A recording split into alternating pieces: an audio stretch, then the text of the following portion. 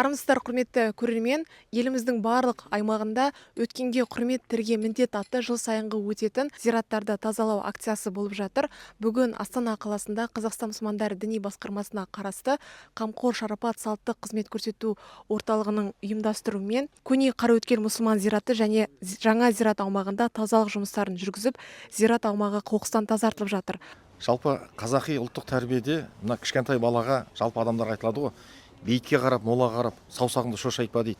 Осындай үлкен тәрбиемен өстік бәріміз. Сөйтсек, аталарымыздың бізге айтпақшы болғаны, тірі адамға қалай құрмет жасалынса, дүниеден өткен марқұмдарға да дәл солай құрмет жасалу керек деген өздерінің керемет тәрбиесі екен. Бүгін Аллаға шүкір, мына діни басқарманың ең бір осындай уақыттарда бір қатты мән беретін жайттардың бірі осы зират тазалығы.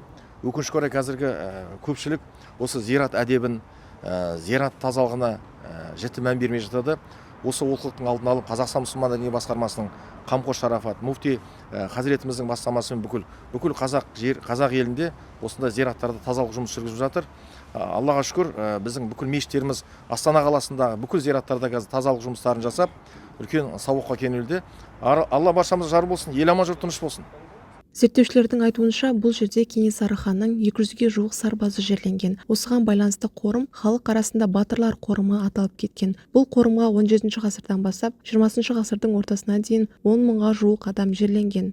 Бүгінгі күнге дейін 2169 құлпытас сақталған. Қазіргі таңда мұнда жерлеу рәсімдері жүргізілмейді. Біздің осы өткенге құрмет, тіріге міндет деген іс-шараның мақсаты осы зираттардың, еліміздегі зираттардың тазалауына атсалысу.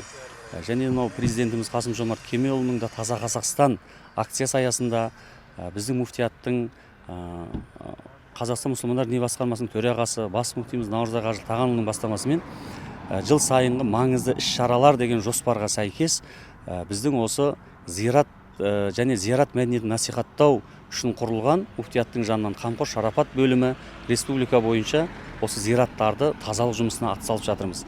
Осы сәуір айы мен мамыр айы аралығында республикадағы мыңдаған гектар зираттың тазалығына біздің мешіттің қызметкерлері мен мамандарымыз атсалысуда. Бүгінгі таңда осы елордамыз Астана қаласындағы барлық мешіттердің жамағаты мамандарымен осы зираттың тазалығына біз де атсалысудамыз.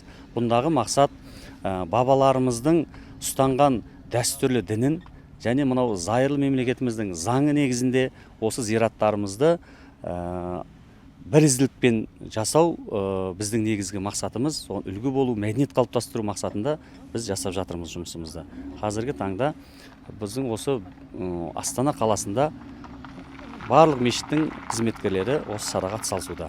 Мынау қайтыс болған әр кісіге кемі 6 шаршы метр бөлінген жерге біз осы үлгі ретінде біздің орталыққа өтініш білдірген кісілерге біз қызмет көрсетіп, осындай кішігірім зират құрылысында біз жасап жатырмыз. Қазір бұл саланы біздің осы атқарып жатқан жұмысымызды жергілікті халық және осы зират әкімшілігі де қолдап, біз осы бірге осылай қызмет атқарып жатырмыз.